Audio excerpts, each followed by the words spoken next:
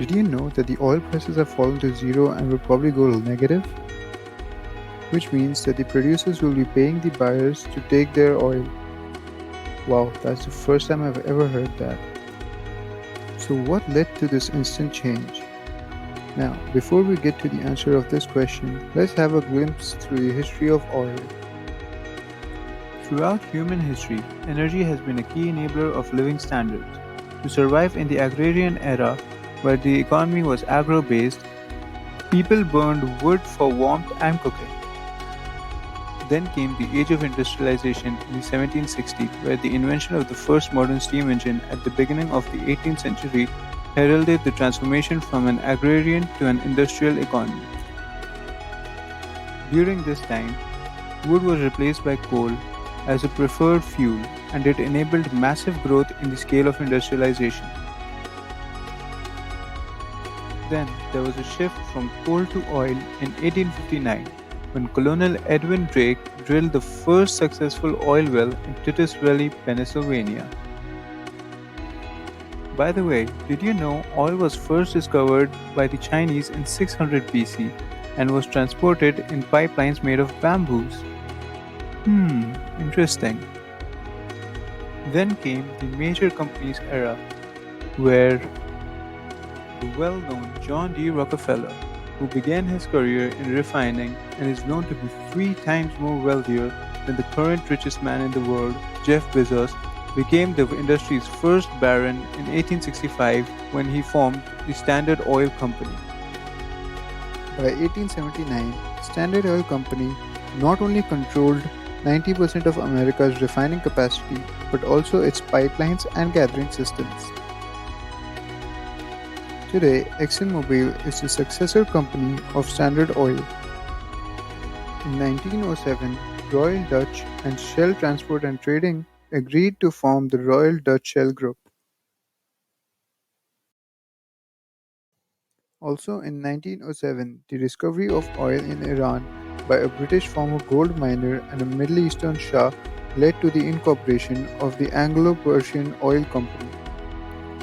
Beginning with World War One, oil became a strategic energy source and a tremendous geopolitical prize.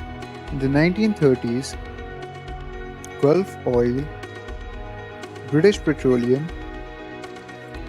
Texaco, and Chevron were involved in concessions that made major discoveries in Kuwait, Saudi Arabia, and Libya.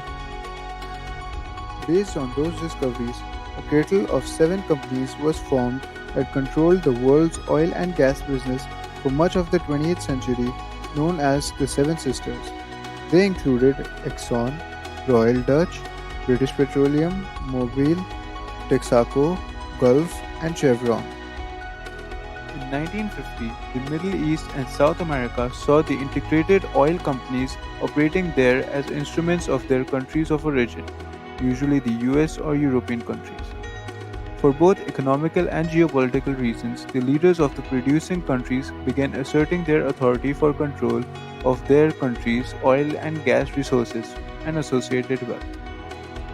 To signify their newfound authority, in 1960 the governments of Venezuela, Saudi Arabia, Kuwait, Iraq, and Iran founded the Organization of the Petroleum Exporting Countries, also known as OPEC, for the purpose of negotiating with IOCs on matters of oil production, oil prices, and future concession rights. As of now, OPEC consists of 15 countries and controls 75% of crude oil in the world. As we can see, the prices of oil per barrel in 1946 was $16.68. Then, in 1980, with the increase in demand, the prices reached $125.89 per barrel. The highest oil prices has ever reached was in June of 2008 when it touched $165.28 but had fallen due to the recession. By January 2020, the prices of oil per barrel became $51.61. By March, it dropped to $20.48 per barrel. At one point on April 28th, the US benchmark price hit $-40 per barrel. Now, answering the question, why did this happen?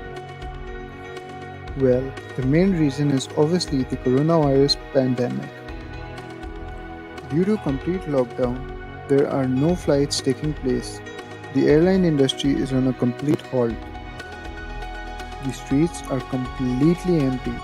There are no vehicles on the road. Everyone are just sitting in their homes. There is no need for them to fill petrol in their cars. Hence, the demand has fallen significantly. But at the same time, there is a lot of oil produced already, with absolutely no space left for storage. The demand dropped, but supply was still high, hence, the price dropped immensely. Also, there had been an oil price war between Russia and the OPEC countries led by Saudi Arabia. And countries where oil was the major economy are running into crisis. Hence, President Donald Trump says he will look into stopping oil shipments from Saudi Arabia and that his administration will either ask Congress for permission to buy oil or will store it. Thanks for watching. I hope you liked the video. Do like, share and subscribe to my channel.